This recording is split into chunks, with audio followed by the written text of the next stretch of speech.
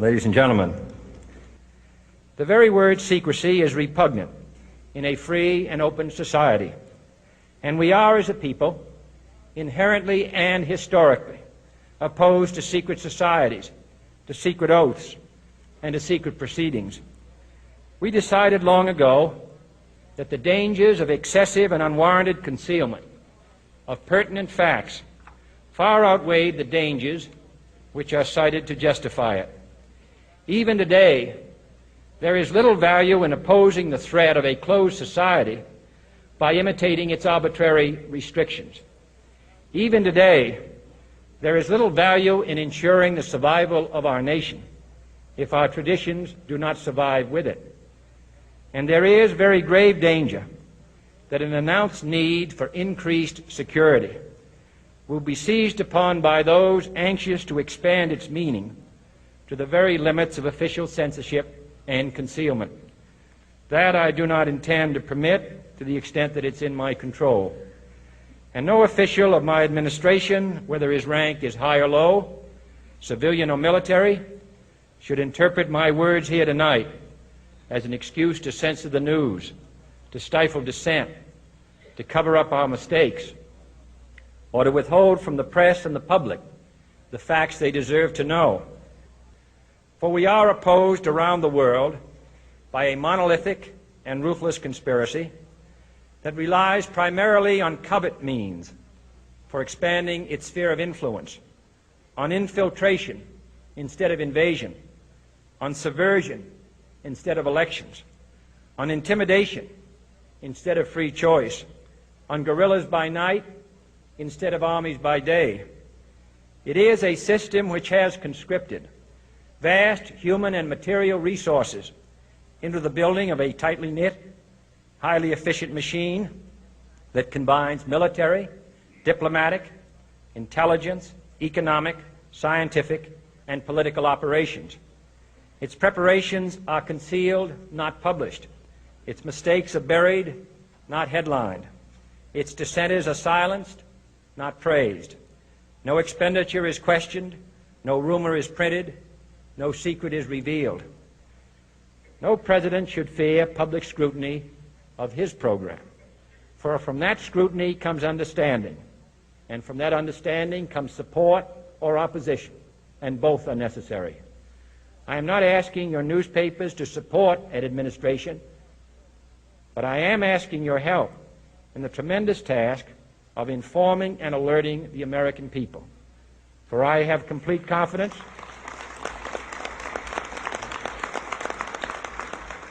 in the response and dedication of our citizens whenever they are fully informed. I not only could not stifle controversy among your readers, I welcome it. This administration intends to be candid about its errors. For as a wise man once said, an error doesn't become a mistake until you refuse to correct it. We intend to accept full responsibility for our errors, and we expect you to point them out when we miss them. Without debate, without criticism, no administration and no country can succeed, and no republic can survive. That is why the Athenian lawmaker Solon decreed it a crime for any citizen to shrink from controversy. And that is why our press was protected by the First Amendment, the only business in America specifically protected by the Constitution, not primarily to amuse and entertain, not to emphasize the trivial and the sentimental, not to simply give the public what it wants, but to inform, to arouse, to reflect, to state our dangers and our opportunities, to indicate our crises and our choices, to lead, mold, educate, and sometimes even anger public opinion. This means greater coverage and analysis of international news, for it is no longer far away and foreign, but close at hand and local. It means greater attention to improved understanding of the news, as well as improved transmission.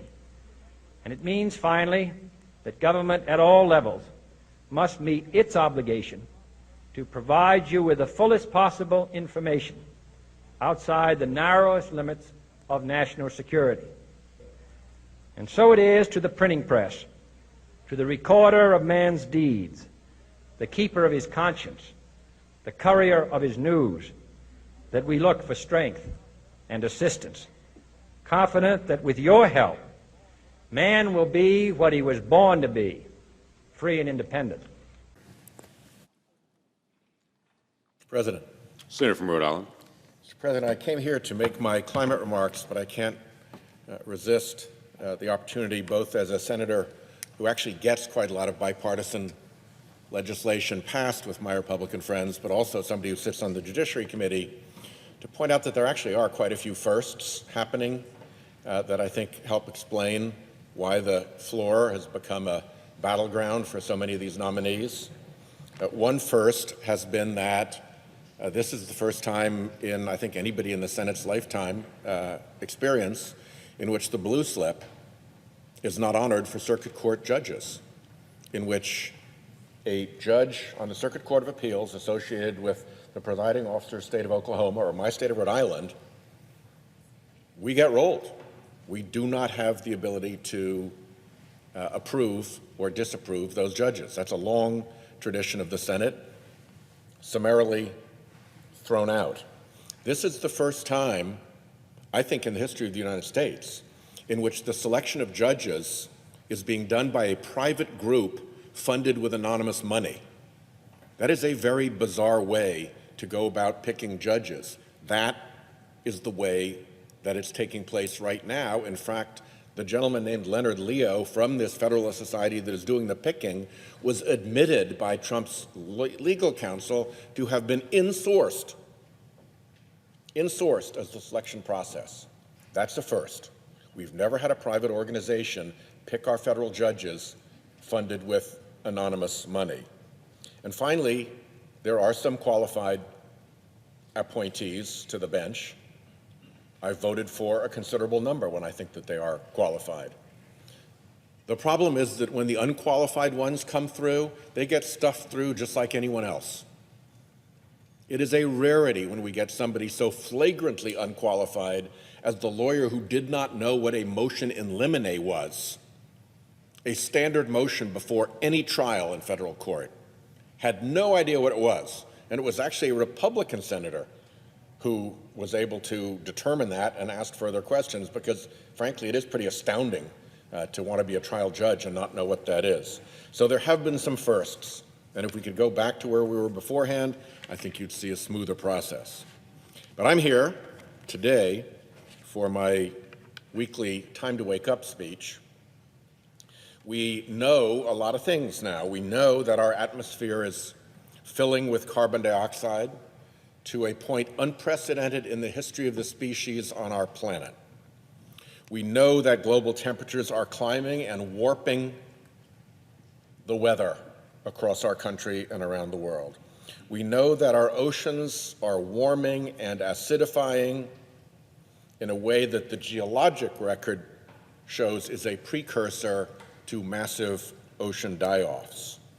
And we know the kind of action that we must take to stop these changes and to avoid their worst consequences.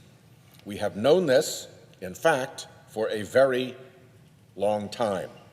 However, the fossil fuel industry, just like the tobacco industry before it, whose apparatus it appropriated for this purpose, used phony, manufactured doubt as its weapon of choice to fight against climate action. For decades, the fossil fuel industry and its armada of phony front groups waged a deliberate campaign of lies, propaganda, and political pressure. At the vanguard of this effort was ExxonMobil, America's largest and most influential oil company. Internal reports uncovered by Inside Climate News show just how well Exxon privately understood the climate science, even before the public was aware of the issue. This is the cover of an internal Exxon briefing, prepared by Exxon scientists in 1982, to inform Exxon management about what they termed the CO2 greenhouse effect. The report says it was not to be distributed outside the company. Exxon scientists reported to Exxon management in this 1982 report that there is, and I quote, little doubt that atmospheric CO2 concentrations were increasing and increasing due to fossil fuel burning. And they state in this report that the resulting greenhouse effect, I'm quoting here, would warm the Earth's surface, causing changes in climate, affecting atmospheric and ocean temperatures, rainfall patterns, soil moisture, and potentially melting the polar ice caps. 1982. Exxon also in 1982 projected future global temperature increase based on their own expectations of fossil fuel burning. The Exxon modeling projected that atmospheric CO2 would, by 2019, reach between 390 and 420 parts per million. This in a band of 170 to 300 parts per million that had prevailed through the entire history of our species on the planet for millions of years. They predicted we'd jump out of that boundary to between 390 and 420 parts per million, and they predicted then that global average temperature in 2019 would be around 1 degree Celsius warmer. Fast forward from 1982 to today, it is 2019, and guess what? CO2 concentrations are currently 415 parts per million. And guess what? Temperature has in fact increased about 1 degree Celsius. Exxon scientists almost perfectly predicted in 1982 how fossil fuel burning would warm the world and told Exxon management in this report. The scientists understood the damage this warming would go on to cause, and they knew it was bad.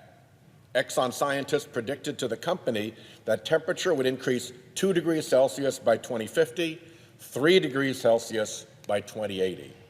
Among the report's warnings is this, I quote, "There could be considerable adverse impact, including the flooding of some coastal land masses as a result of a rising sea level due to melting of the Antarctic ice sheet.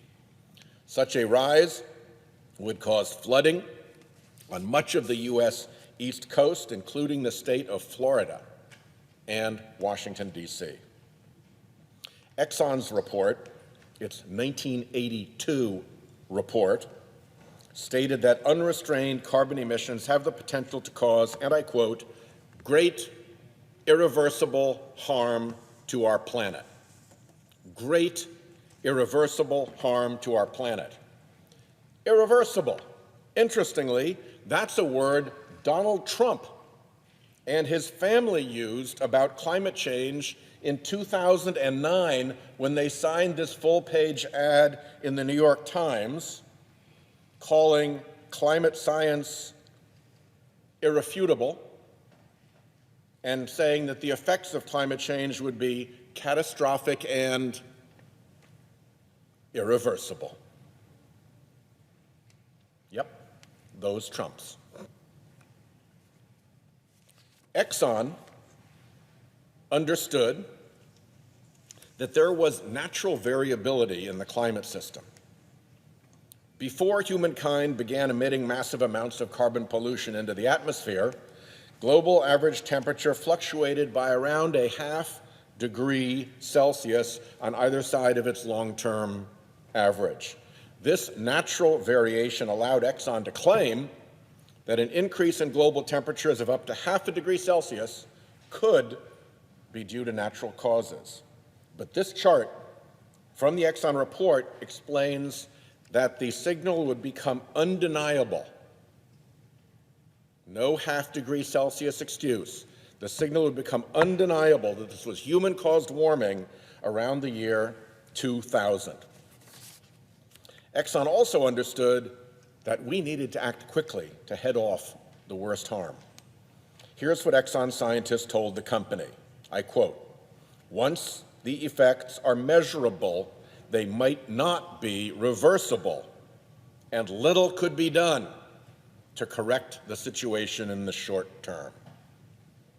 And Exxon scientists knew what had to be done. I quote them here, "Mitigation of the greenhouse effect would require major reductions in fossil fuel combustion." End quote.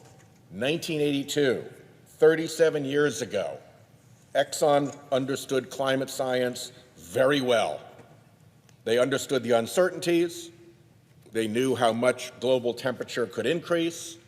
They pegged it nearly perfectly, and they knew the damage climate change would do, and they told Exxon management. What did management do with this knowledge? Did they invest in low-carbon energy to develop the technologies needed to avert future catastrophe? Did they work with governments for policies that would reduce carbon emissions and climate risk? Did they use their political might to move carbon capture front and center? Nope. Instead, they set out on a campaign to sow false doubt about climate science, to attack climate scientists, to block any good climate policy, and of course, to extract and sell ever more fossil fuel. They knew it would be at the expense of the rest of society.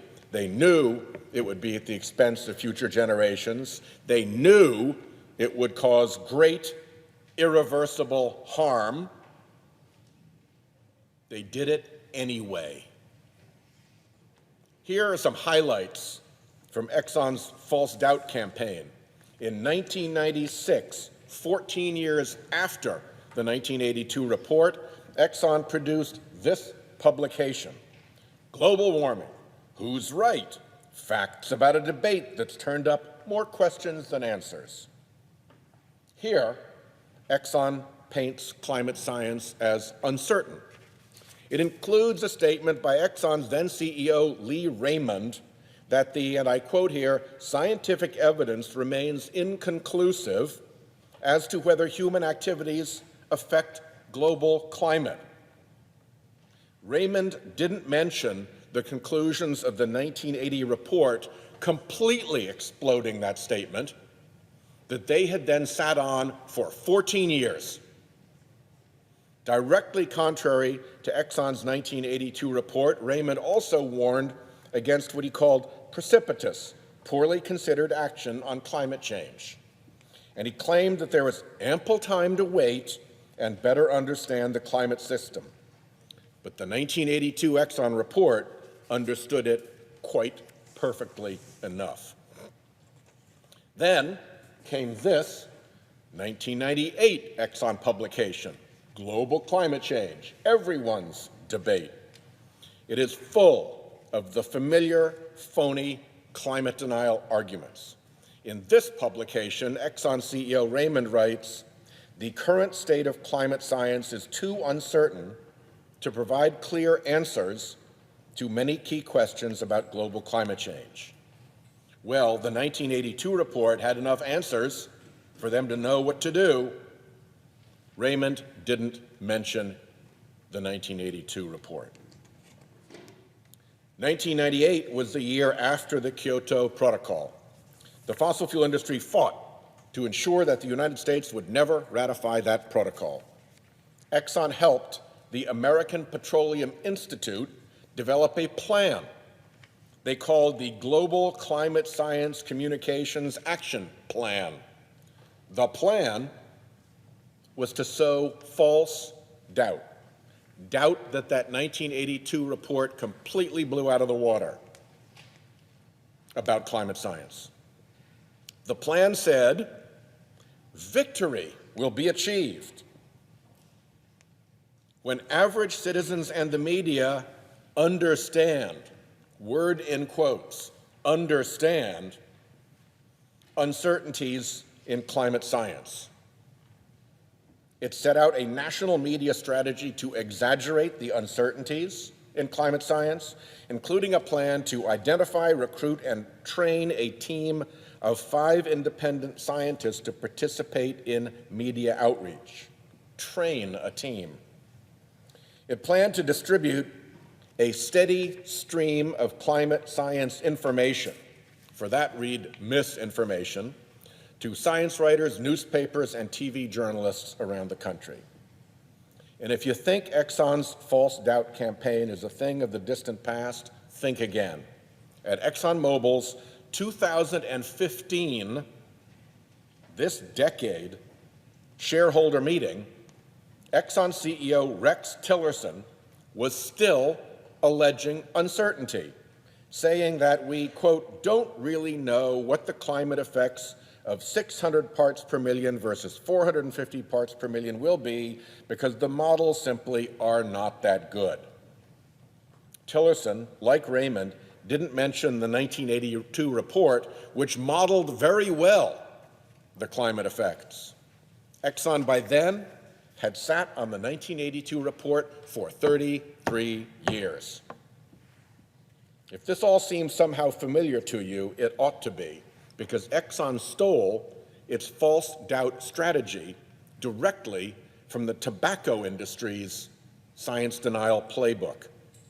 And in 1999, the Department of Justice filed a civil lawsuit against the major tobacco companies and their associated industry groups, alleging that the tobacco companies had, and I quote from the complaint, engaged in and executed and continue to engage in and execute a massive 50-year scheme to defraud the public.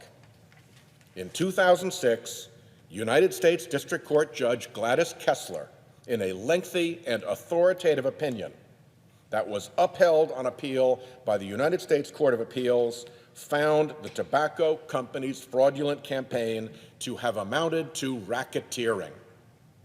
In her ruling, she found that the tobacco industry, and I quote, coordinated significant aspects of their public relations, scientific, legal, and marketing activity in furtherance of a shared objective to maximize industry profits by preserving and expanding the market for cigarettes through a scheme to deceive the public. Take that sentence, replace the word cigarettes with fossil fuel, and Judge Kessler's finding describes exactly what Exxon and other companies did. Coordinated significant aspects of their public relations, scientific, legal, and marketing activity in furtherance of a shared objective to maximize industry profits by preserving and expanding the market for fossil fuel through a scheme to deceive the public. Well, in the face of increasingly obvious and overwhelming evidence, Exxon and the fossil fuel industry have recently backed away a little bit from their false doubt efforts on climate science. But have they really changed their stripes? Or have they, in their long battle to prevent meaningful climate action, just fallen back to new battlements? Take carbon pricing. Economists from across the ideological spectrum say carbon pricing is the most efficient and the most effective way to reduce carbon emissions. In the past year, Exxon and BP each announced that they supported carbon pricing and would give $1 million to Americans for Carbon Dividends, a group advocating for carbon pricing. But these donations are a drop in the bucket compared to the tens of millions that Exxon has given to political machinery peddling climate denial and opposing carbon pricing, or compared to the $13 million BP just spent to defeat Washington State's carbon pricing initiative. Senator Schatz and I have some firsthand experience because we've introduced a revenue-neutral carbon fee bill in the last 3 Congresses. And I can assure you Exxon has made no effort to support it. Industry support for carbon pricing seems to mysteriously evaporate in proximity to an actual carbon pricing bill. Science writer and environmentalist Bill McKibben sums up Exxon's climate strategy well. I quote him here: "The world's largest and most powerful oil company knew everything there was to know about climate change by the mid-1980s. And they spent the next few decades systematically funding climate denial and lying about the state of the science," end quote. That is their record.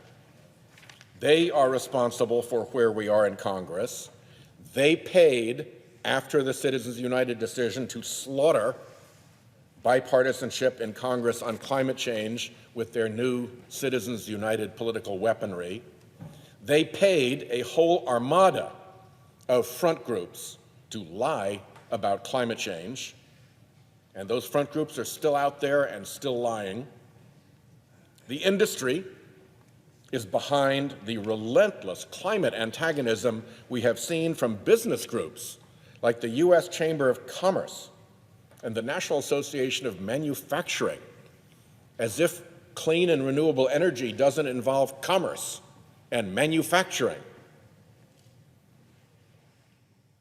They created and funded a vast apparatus of denial and obstruction, and they have lied and lied and lied. There is every reason to believe that the oil industry, with Exxon at the lead, remains just as opposed to meaningful climate action today as it has been for 3 decades.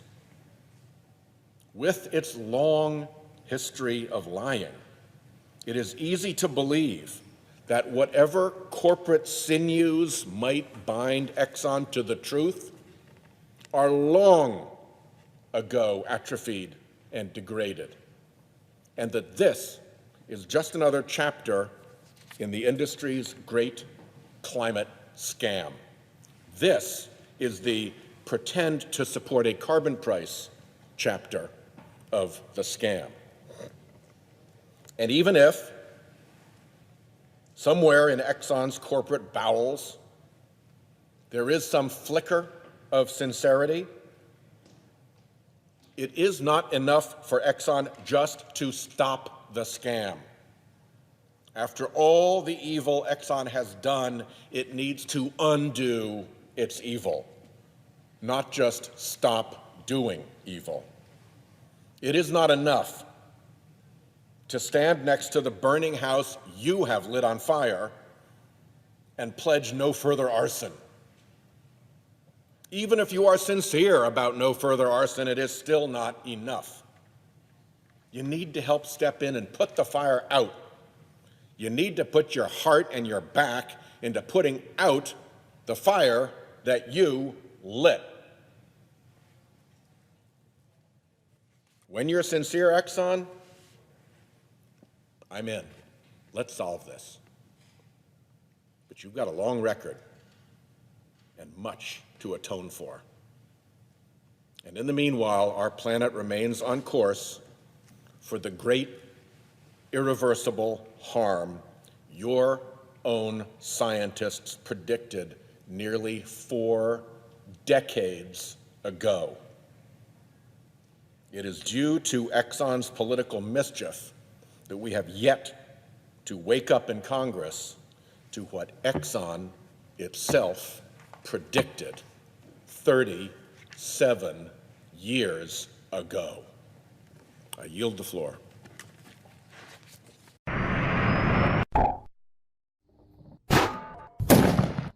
Hi everyone, today I'd like to show you my homemade hydrogen generator and compressor unit.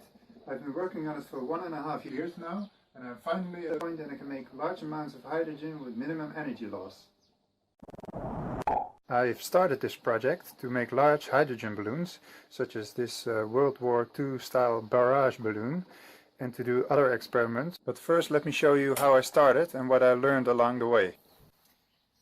Okay, so I started with this jar in which I placed 2 stainless steel strips submerged into a sodium hydroxide solution. Include a little hose on top for the gases to flow through. So if you then connect 12 volts,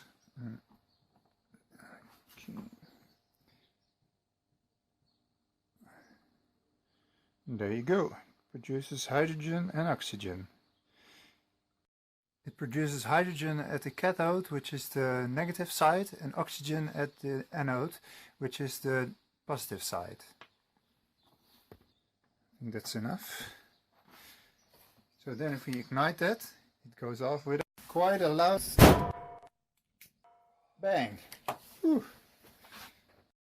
I did this experiment to see if the standard grade stainless steel is good enough, and it is. So then I made this.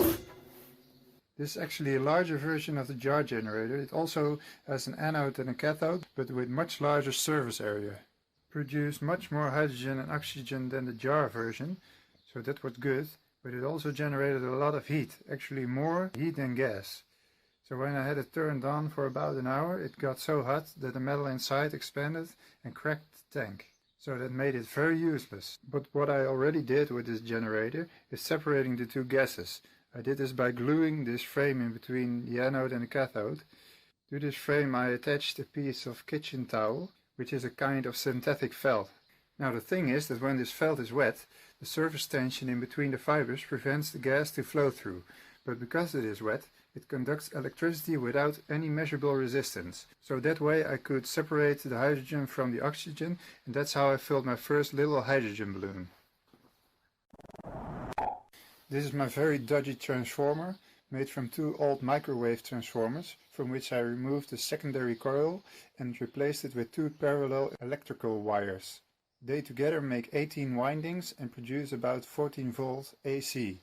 These diode bridges transform it into DC current, and these capacitors make it all nice and flat.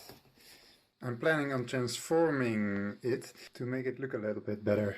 It has an output voltage of 12 volts and it can handle about 70 amps. So the biggest problem that I had was the heat, and that's because the optimum voltage to split water is around 2 volts and I'm using 12 volts. If I did use 2 volts, it would go very efficient, but also very slow. Why it creates more heat when the voltage gets higher is probably because the water has some sort of maximum splitting rate. If you split it faster, the molecules are pulled faster away from each other than they let each other go. It's kind of like with this tape. If you unroll it slowly, it's very quiet, but if you do it fast, it makes a lot of noise. So the noise is lost energy, which is similar to the lost heat. This is just my own hypothesis, so if you have a better or more detailed explanation, please share in the comments below. So after a lot of searching on the web, I found that you can make the hydrogen generator much more efficient by placing neutral plates between the anode and the cathode. Oh, that's a very good pen. So if you have 4 neutral plates in between, the 12 volts will be split into 5 sections of 2.4 volts, creating the same amount of gas, but without almost no heat. So this is how my generator is arranged. It's actually 2 generators side by side. It has 1 anode in the middle and 2 cathodes on the outside. And in between there are 4 neutral plates on either side. So the anode generates oxygen, and the cathode generates hydrogen. So what do the neutral plates generate? Well, this side of the neutral plate is facing to the cathode and therefore becomes an anode and generating oxygen. And this side of the neutral plate is facing to the anode and therefore becomes a cathode and generates hydrogen. And that goes for all the neutral plates. So what I then needed to do was put my piece of felt in between each section so the gases could be separated from each other. Okay, I made an exploded view to explain. So we have the cathode, the anode, and a piece of filth, which actually is some sort of membrane, and the hydrogen that's been generated on this side can only flow through this hole, and the oxygen that's been generated on this side of the membrane can only flow through that hole. And because it's all stacked together, you get one channel with only openings on that side, and that way through this channel there will only flow hydrogen, and through this channel only flow oxygen. That's the way they are separated. This is just one section. My generator has 10 sections like this. So then I made this. It's called a dry cell. It has 11 plates. I've made the outside transparent so you can see the gas flow through. So this side is actually the hydrogen side, and this side is the oxygen side. So you can see there's no gas going through this side. I coated it to make it watertight because the water can leak out through the felt. These containers on top are the reservoirs, and the water circulates through the generator, pushed up by the rising bubbles. So this side is the hydrogen side, and that side is the oxygen side. This generator still also generates a little bit of heat. The temperature will rise about 15 degrees Celsius in 4 hours. So after a while the water will be giving quite an amount of water vapor. And water vapor is of course something we don't need. And because the water is still very alkaline, it ruins the compressor after a while. So to solve that problem, I added this cooling tube, which is just a stainless steel pipe for the water to flow through. This is the return water from the tanks. So from the tank it flows through this hose, and at the bottom it flows back into the generator. The stainless steel pipe has some PVC tubing around it for the cooling water to flow through. So that way the stainless steel pipe will be cooled, and therefore also the water will be cooled. And the water flows in opposite directions, so you get optimum temperature difference. I used a stainless steel pipe because almost all affordable metals will dissolve in the sodium hydroxide solution. So that's the generator. Now on to the compressor.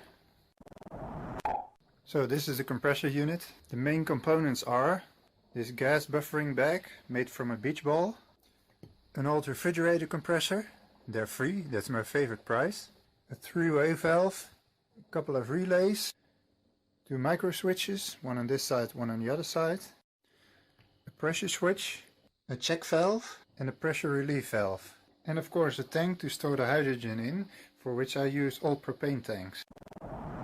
The buffering bag will be filled with hydrogen by the generator. When it is full, the plate on top of the bag will trigger this micro switch, which in turn powers the compressor relay. The only problem with refrigerator compressors is that they won't start if they have a little bit of pressure on their outlet. So to solve that, I added a 3-way valve and a timer relay so that it will pump to its own inlet for the first 4 seconds. After that time, the timer relay switches the 3-way valve and it starts to pump the gas into the tank. So that way you don't lose any gas. Normal air compressors sometimes blow off the first bit of air to solve this starting problem. When the buffering bag is pumped empty, this micro switch then turns off the pump. Of course this pressure relief valve is for obvious reasons. I also added this pressure switch. All the electricity runs through this switch, so if the desired pressure is reached, in this case 12.5 bar, the generator and pump will be shut down. The generator produces about 70 liters of hydrogen per hour, so this tank will be full in about 8 hours, and it will then contain 550 liters of hydrogen, which will cost me around $1.20, so that's 0.2 cents per liter and a lot cheaper than helium. The advantage of using old propane tanks is that you will always have a little bit of smell added to the gas, which is good for safety. Also, a very important thing is to never compress hydrogen and oxygen together in the same tank, because that would be extremely dangerous. For safety reasons, I regularly check if the membranes are properly working by placing my finger over the outlet of the oxygen tank. And if the bubbling stops and also the water level doesn't lower, then I know that the gases that normally would bubble into this container now seeping through the membrane to the other side. And then you would have a mixture of oxygen and hydrogen. Would have the possibility that there would be oxygen in the hydrogen and pumped into the tank, which would make it very dangerous. But you see it lowers pretty fast, so that means the membranes are still intact. Okay, So that's it. I think I've rambled on for long enough now. Coming up are a lot of hydrogen and oxygen experiments, among other things of course, as well as hydrogen balloon and airship fabrication. So please like, share and subscribe. Check me out on Facebook and see you next time.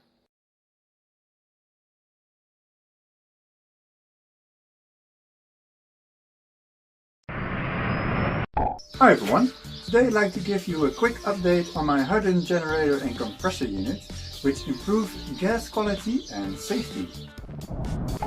So the first improvement is this cylinder of silica gel, which absorbs the moisture in the hydrogen, so the hydrogen will be more pure, and also there won't get any water into the compressor, because I already ruined 3 compressors before, but now it's completely gone, and you can see in the top that this top layer already absorbed quite an amount of moisture. This is from 3 cubic meters of hydrogen, more or less. So it will take quite a while before it's completely saturated with water, and then of course I can heat it up and let the water evaporate and use it again. The second feature is this tube here with all these valves, which makes it possible to see if there's coming only hydrogen from this side, and therefore if the separation still works properly. So to do that, I will place this soap bubble maker over the hose, and I catch the bubble like so, and I'll then ignite it. So as you heard, there was no bang, so no oxygen. So that's the first checking point, so now on to the next. I will open this valve so it can flow into the silica gel tube, and I'll close this one, so now the gas flows in here and it comes out the other end. As you can see here, I have the same valve with the tube, so I will do the same thing here, but now I just shut the other valve, so probably will only be oxygen here, so I need to wait a while, but let's do a little test.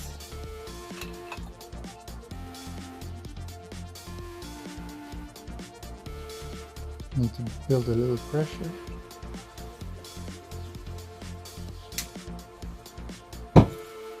Mostly hydrogen already. So till this point, we're good to go.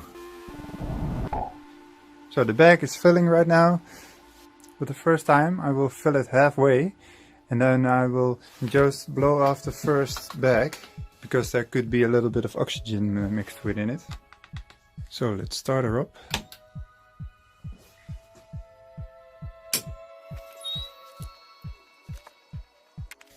So now the bag is emptied, I will attach the hose again, but of course in this hose will also be oxygen, so I will also blow off the first bit of that. I also installed this pressure regulator, and if I open the valve, a very small amount of gas will flow out of here, so I can always check if the gas that's going into the tank is pure hydrogen. So there won't be any danger of any tanks exploding.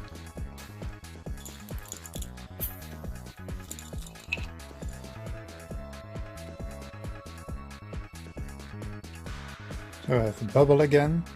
If I light it and it goes slowly, then it's okay. Flying hydrogen bubbles. This is of course all a very low-tech solution, but it works for now. I'm planning on making an oxygen sensor or some electrical way to measure the amount of oxygen in the hydrogen, but that's another experiment. Also, I use this anti-foaming agent because if I don't add it, the sodium hydroxide solution will foam up until it bubbles all out, which makes a big mess.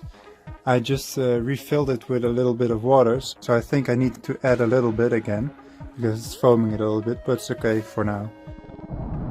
Okay, that's it everyone. Thanks for watching. Please like, share and subscribe. Check me out on Facebook and Instagram.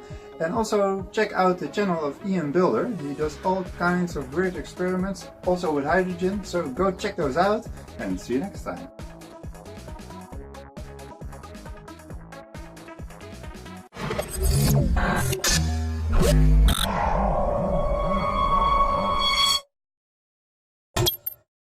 Can you make water explode?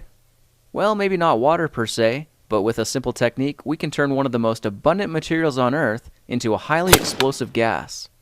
In this project, we're building a generator that uses electricity to convert this into this.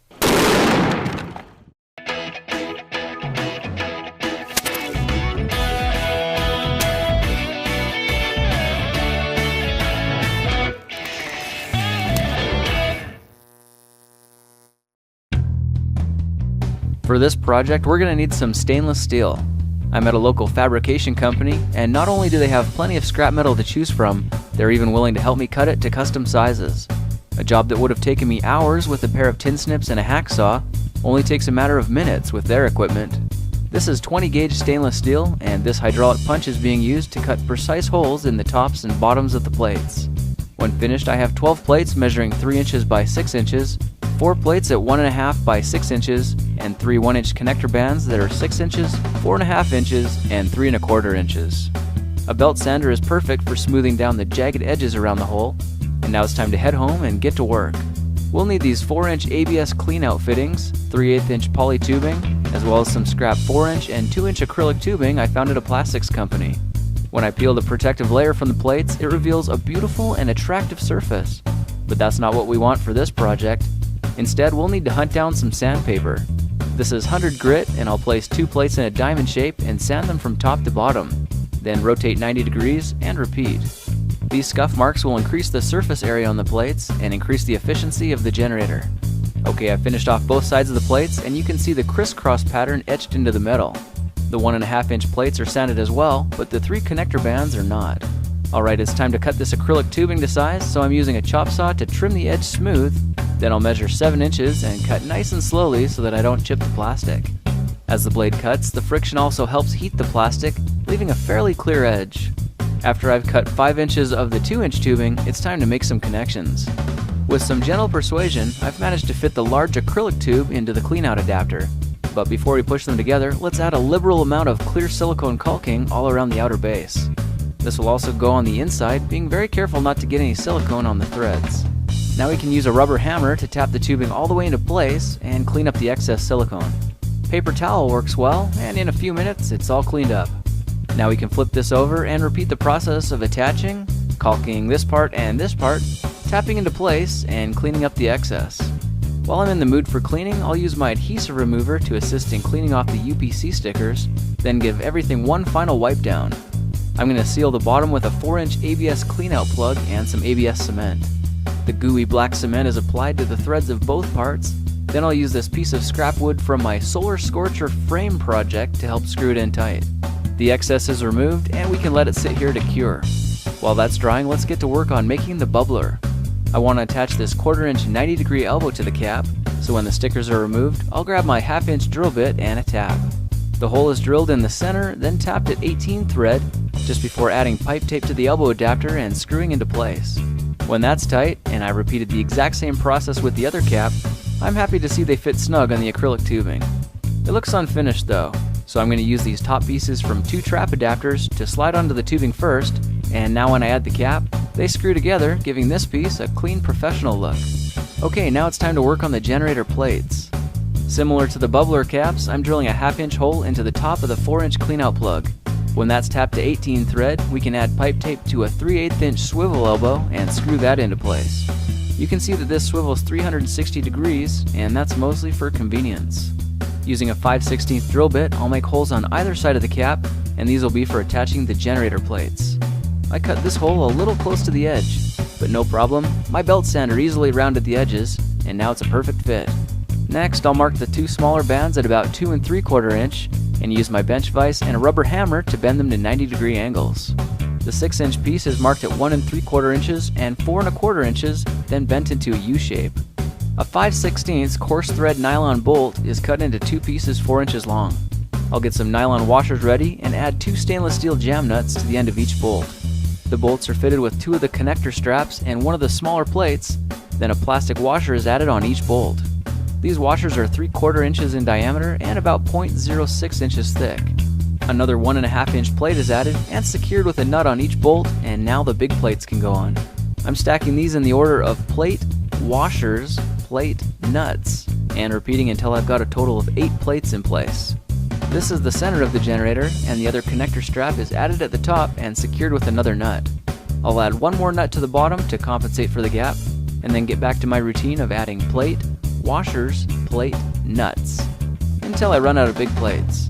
The two smaller plates are added last, and now all we need to do is trim down the bolt ends to about 1/2 inch so we can snap the bottom connector into place, add a nut, and tighten. The other bolt also gets a finishing nut and then is trimmed down, and now we just need to turn the generator around and move these screws so that we can tighten the inner ones. The generator plates are done and looking very nice, so let's connect them up to the 4-inch plug. To do that, I'll add a nut to the 5/16 inch by 2-inch stainless steel bolt and push them through the hole in the right connector strap. This 1/4-inch washer is stainless steel on one side and rubber on the other, and I'll push that down the bolt with the rubber side up. That's all repeated on the left side, and now the cap is placed over the bolts. 2 more washers are added, this time with rubber side down and secured with another nut. Using an Allen wrench, the nut is tightened securely, and then a few more nuts and metal washers are added to the post for convenience. This piece is finished. I'm really happy with it, and when I dry fit it into the casing and screw it into position, I'm starting to get excited. We're going to need a way to secure the bubbler to the side, so using some leftovers from the 2-inch pipe, I'll very carefully cut 2 3/4-inch thick circles, then use a wood 2x4 to hold the piece flat while I trim off the top.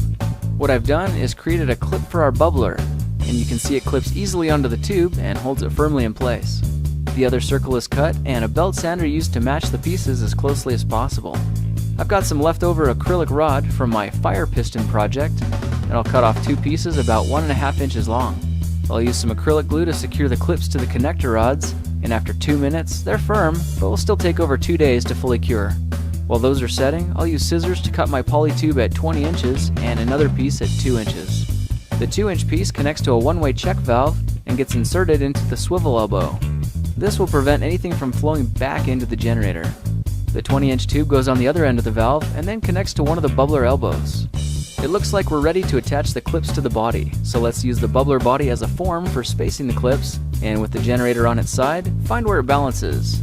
That looks good there, so acrylic glue is added to the clips and replaced on the body. When it sets, I'll use a little more glue in the gaps and remove the bubbler to let it cure. In the meantime, we can ready 6 cups of distilled water and some flakes of potassium hydroxide.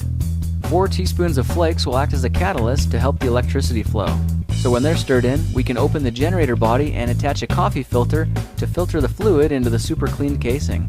The filter is removed and thread tape is added to the cap, then the generator plates are slowly inserted into the solution and screwed in watertight. To finish up, we can remove the top cap from the bubbler, add some water, and screw it back together. The remainder of the poly tube is attached to the bubbler elbow, and there it is, a sexy looking hydroxy generator. This system produces an extremely powerful oxyhydrogen gas. Running on 2 car batteries, it'll make about 5 liters per minute, and when the gas is used, it simply turns back into water. The amount of water already in this system is enough to produce thousands and thousands of liters of fuel. Some people say that this is the fuel of the future. Whether or not that's true, the amount of power in the gas is humbling. Well, there's how to build a simple water fuel converter. If you like this project, perhaps you'll like some of my others. Check them out at thekingofrandom.com.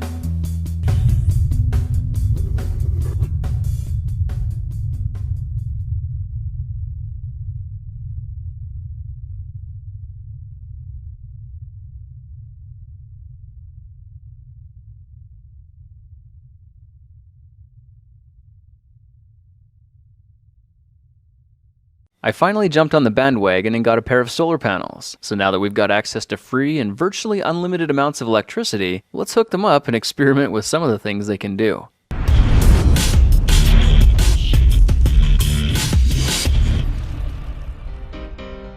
To start this project, I got a couple of 100-watt solar panels from varangosolar.com. Here's a close-up of the panel so you can see just how intricate the silicone wafers and contact grids really are. This panel converts sunlight into about 100 watts of electricity, which is about 2.5 times more power than I get from the hand crank charger I made in a previous project. Not only do the panels make far more electricity, they're a lot less work to operate. Now I spliced the cables and added red and black alligator clips for convenience, then tried hooking it up to my hydrogen generator. You might remember this awesome piece of equipment from another project video, which can turn ordinary tap water into a powerful oxyhydrogen gas. When this fuel is burned, it turns right back into water, so this could be used as an environmentally friendly fuel, but I mainly just use it for shooting bottle rockets. Now this solar-powered gas production is a little bit slower than if we hooked it straight to a car battery, but in a way that's kind of good, because with lower amperage, the generator can seemingly run forever without overheating. And because we're using solar panels to generate the gas, the system is completely off the grid. Electricity is free and virtually unlimited, as long as the sun keeps shining. Just for fun, let's try adding another panel in parallel to double up the amperage, which you can see kicks the production up significantly. Now to capture the gas, all we need to do is unscrew the cap of a full water bottle and dip it upside down in another bowl of water. The bottle stays full as long as it doesn't get pulled out, and if we bubble the gas up from the bottom, it'll eventually force all the water out and leave the bottle completely full of hydrogen and oxygen gas. Now to test the power of hydroxy gas, let's touch a flame to the mouth of the bottle and see what happens. Incredible power. Alright, let's disconnect the hydrogen generator and see what we can try next. I stopped by a local hardware store and picked up this 500 watt power inverter for only $33, so why don't we try hooking it directly to one of the panels. You can see the inverter has a USB port built right into it, which means we've got the ability to charge any USB powered device, including our smartphones. One panel is enough to charge a car battery as well, so if there's ever an emergency, all we need to do is hook the inverter to the battery, and now we can do all kinds of neat things, like power a small radio to listen for emergency broadcasts. This will also charge batteries for electronics and power tools, so we can still build just about anything we need.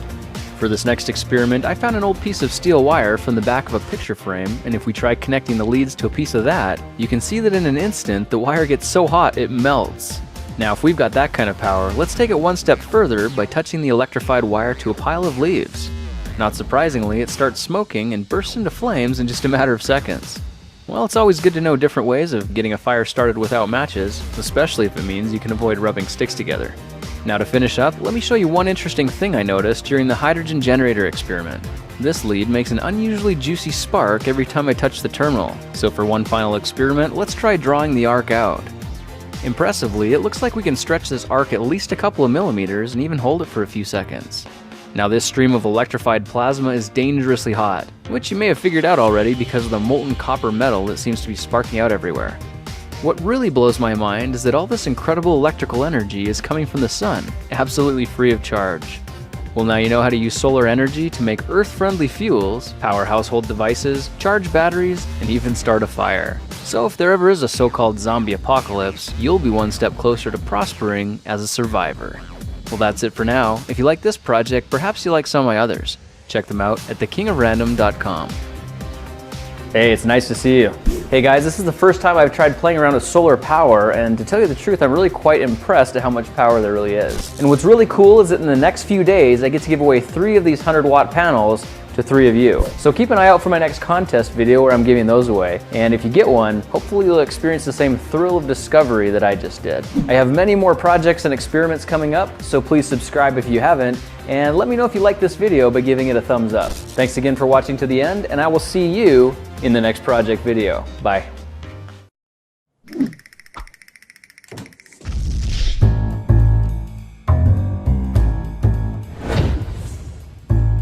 All right, guys, I have a challenge, a task. Challenges. We love challenges. The hydrogen economy is ramping up, and I think that we should make some hydrogen in the shop. You want to have a way to have hydrogen here anytime you need it? Yeah, absolutely. I think we can probably do that. I remember high school science, you use electrolysis. DC power separates hydrogen, water into hydrogen and oxygen, and you can collect the gas with a balloon off a hose at the top of the thing. How difficult can it be? It's the most abundant element in the universe. Indeed. All right, so here's what I want. 15 liters of hydrogen by the end of the day. Good luck!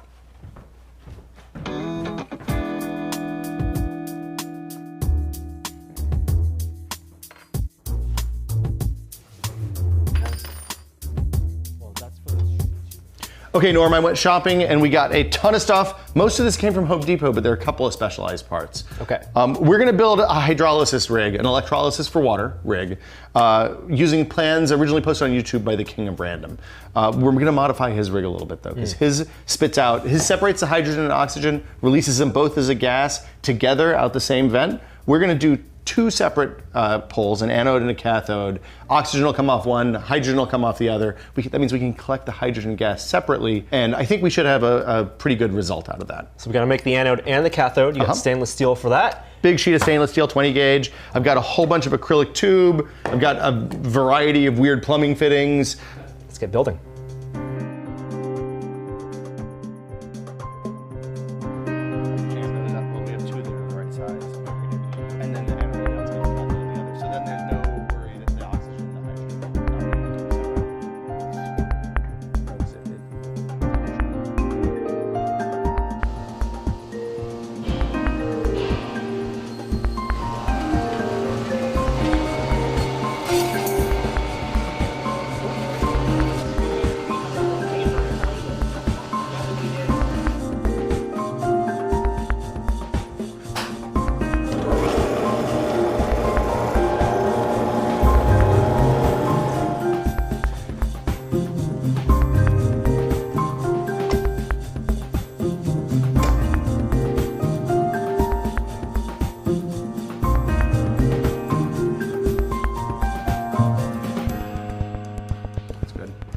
Okay, docking.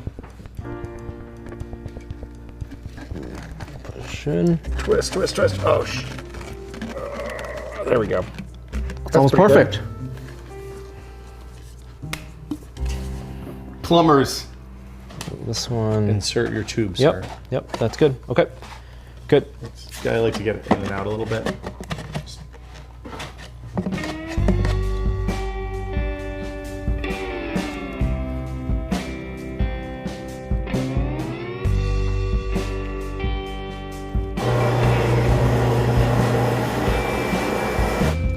Okay, so we've got a bunch of holes, a bunch of different sizes. What these are gonna do is give us a lot of surface area for the anodes and the cathodes. So the more surface area we have, the more hydrogen, more oxygen are produced. And sticking to the sides of these, on one side oxygen, one side hydrogen. On one side oxygen, one side hydrogen. But before we do that, I'm gonna sand them up a little bit first, just to give them a little bit more surface area. All right, so the belt sander.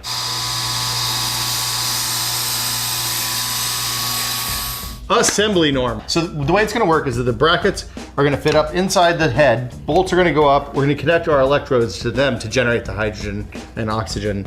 And then we're gonna actually run these plates through a couple of bolts and dangle them down into the water.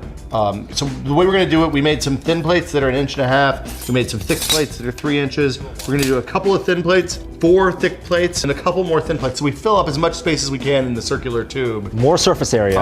Put the brackets on either side, space them out with washers. Is this gonna be too tall? No, we measured. Okay. All right, this looks pretty good. I'm pleased with how it turned out. We got a lot of surface area. We hook some juice up to one end, hook it up to the other end. Hopefully hydrogen and oxygen come out. Which one's the anode? Whichever one we want. Yours is the anode. Whichever one has the best marks should be the anode. All right, let's fit them in. Okay. Let's see, this is a test fitting. Ugh. Insert your tower, sir. Yeah, we can't show that on YouTube. That's not bad. It almost looks like we knew what we were doing. This is the rig. We got a lot of surface area. We can generate a lot of hydrogen, a lot of oxygen. But before we get to that, we got to build a stand. All right, let's do it.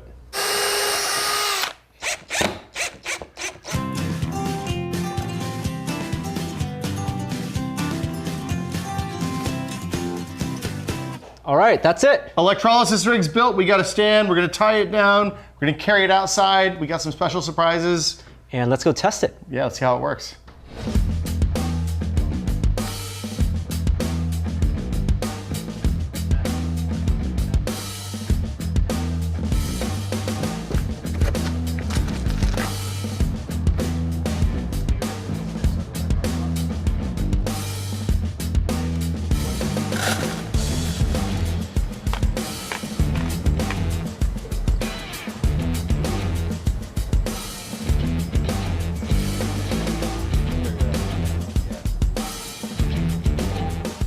Okay, Noam, we're back. We're outside. We have our electrolysis rig set up. It's full of water. We're running current through it. What's happening inside the tubes? Well, this is a basic science experiment. We're taking water, H2O, and splitting it into its two component molecules, hydrogen and oxygen. Now to do that, all you gotta do is run current through it. DC current, specifically. DC current through it. And where does that current come from? Well, you could plug this into a power supply, into your car battery, but we wanted clean energy. And what cleaner energy is there than the sun? Yeah, so we got a commercially available solar panel. It's the kind that you might put on the roof of your recreational vehicle to power small electronics during the day.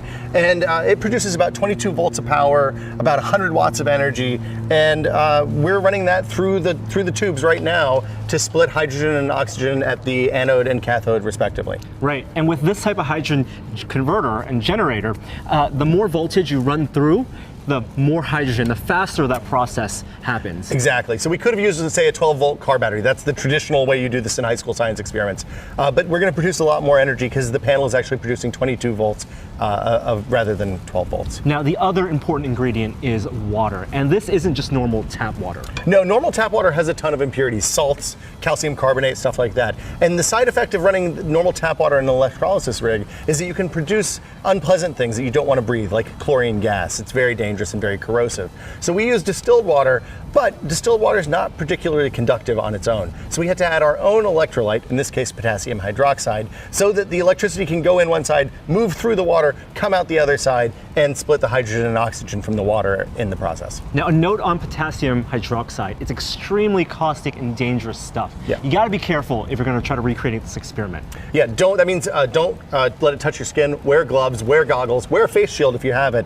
If you happen to get any on your skin, it's important to have some sort of mild acid around. So we have a big jar of acetic acid, which is just vinegar, that if we had any spills or any accidents, we could pour on to helpfully stop the burn before it happens. But look at the machine. I think it's working. You have oxygen coming out, being released harmlessly into the atmosphere, and then the hydrogen bubbles being funneled into this giant clear garbage bag. And over time, we're gonna gather a bunch of hydrogen.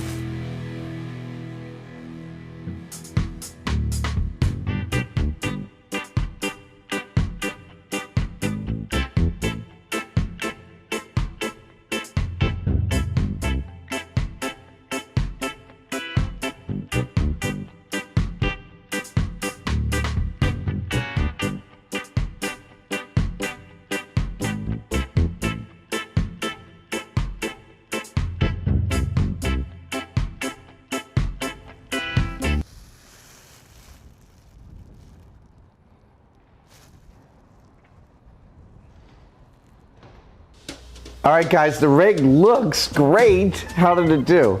Well, you asked for 15 liters of Yep. hydrogen. I think we got about 15 milliliters. I'm no mathematician, but that's off by a couple zeros. It's only 2 orders of magnitude, Adam. But you did actually make hydrogen. What's coming out of this one? The oxygen, right? Oxygen, yeah. All right. So oxygen over here, hydrogen over there. Now the upshot from this is not the most efficient process. Clearly. In case you couldn't tell, we used clean energy to produce the hydrogen, which was a good step in the right direction. But there's much more efficient industrial processes that you can use to make commercial hydrogen at scale for things like hydrogen-powered cars and hydrogen-powered tools and all the stuff that we're excited about. So the better way to get hydrogen than making an electrolysis rig in your garage, probably go down to your local gas supplier and buy a big tank of hydrogen. Okay, all right, and then we'll start working on converting my shop to hydrogen power. Well, that's phase 2.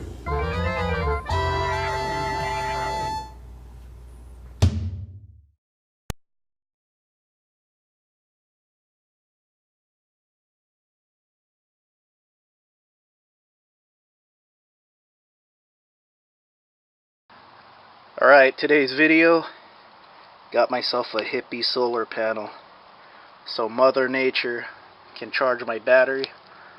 Made by Windy Nation, 100-watt solar panel, $180 shipped.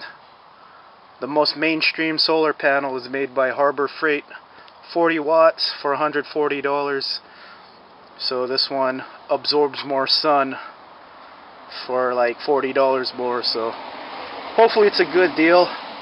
This is my first foray into hippie power. Sun's running out, but I just got this today, so I'm probably not going to be able to set this up today. Just wanted to see what it looks like. Pretty big solar panel. Gonna bolt it to the roof of my van. Charge controller, the wires. You have to download the owner's manual. Here's the brackets. Probably gonna go a different route. I'll probably use some of that, but I'm gonna use some sheet metal screws, drill it right into the roof. So hopefully this comes with everything. I'll piece this video together as I install this, so we could see how this thing works out. Okay, first thing to report, this kit is not complete. It comes with the wire that goes from the solar panel to the charge controller. Comes with the charge controller and mounting brackets. But you're also going to need wire that goes from the charge controller to the battery, fuse holder and fuses, and connectors. So that kind of sucks. I don't know if the Harbor Freight kit comes with everything you need. This kit doesn't, but like I said earlier, it produces 100 watts versus 40 for the Harbor Freight kit. So let's go ahead and put it together. Hopefully there's no additional drawbacks. Okay, I have my solar kit all set up. It's about 5:30 right now. Windy day, cloudy day. About 60 degrees right now, so it's probably not the optimal weather for solar. But it's running, it's working. So I have to consolidate the wire. 20 feet positive, 20 feet negative. The kit came with 40 feet of wire.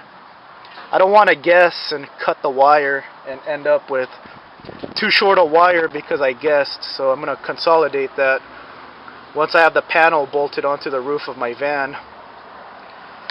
So that's going into the charge controller right now. I'm going to clean this up once I permanently install it. But right now I'm just testing it out, seeing if it's working. Also have to trim down the wire going to the battery. 30 feet of positive and negative going into the battery right now. I upgraded to 12 gauge wire to match with the inline fuse. I'm going to fuse it once it's a permanent install. But it's working. It's been plugged in for about an hour. It went from 12.3 to 12.9 volts. So it's good. It works.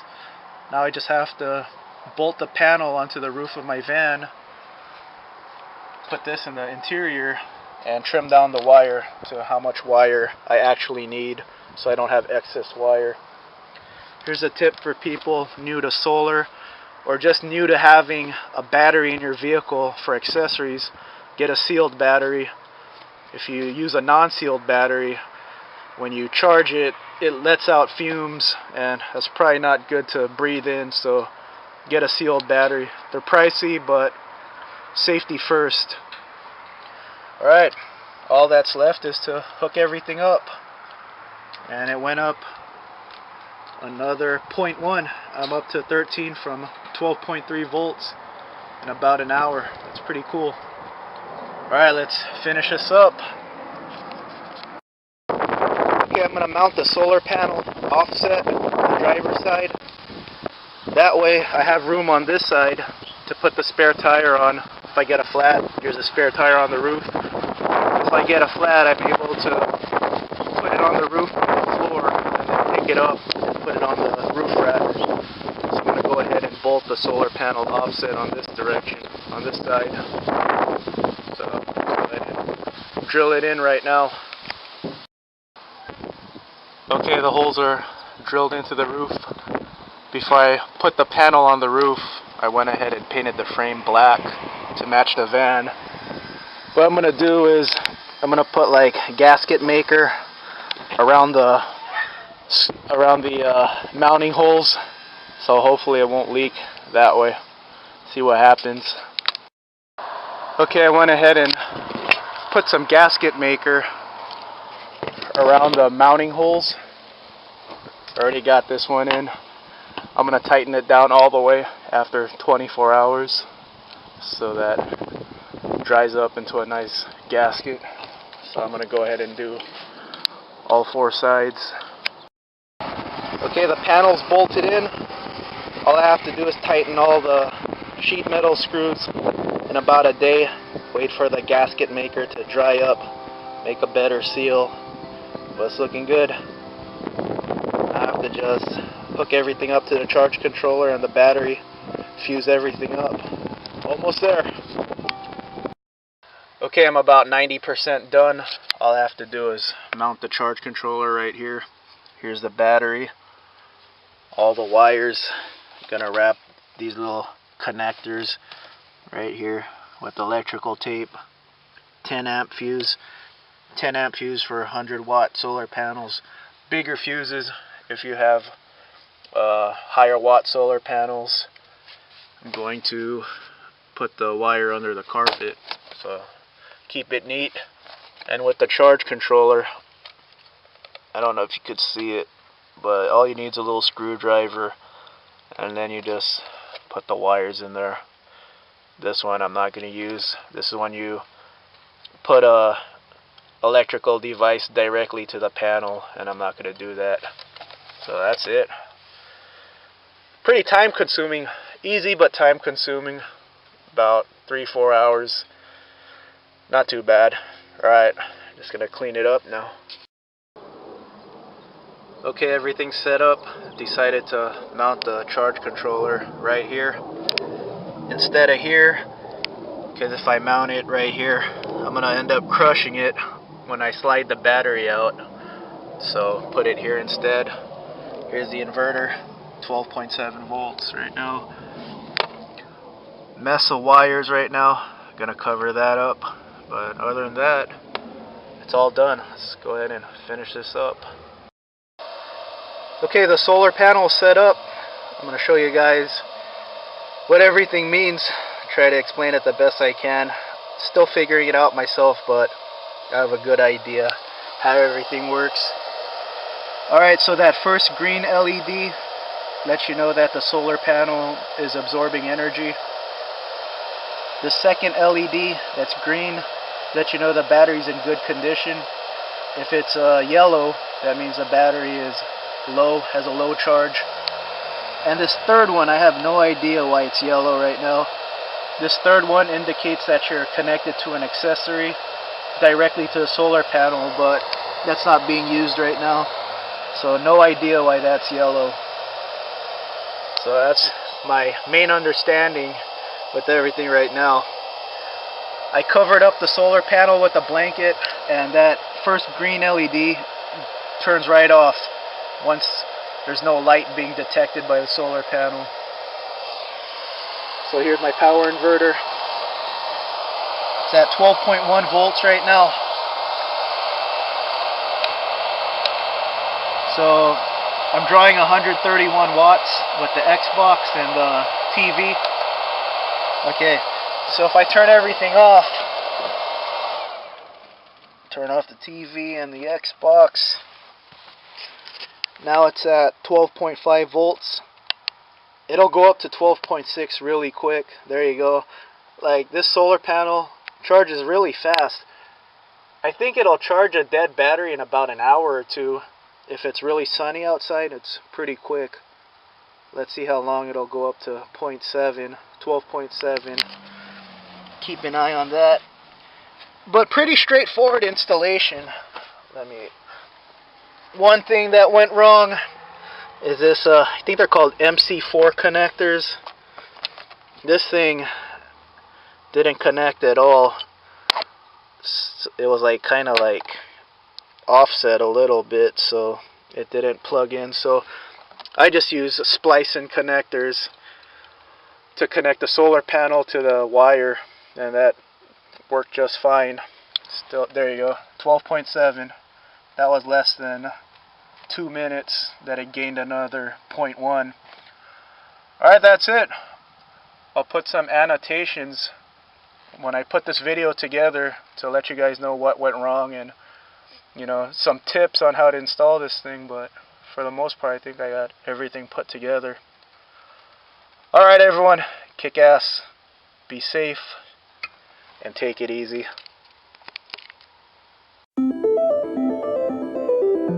Yeah, we normally develop our fuel cell system for automotive uses, but fuel cell system is born to be a power generator actually.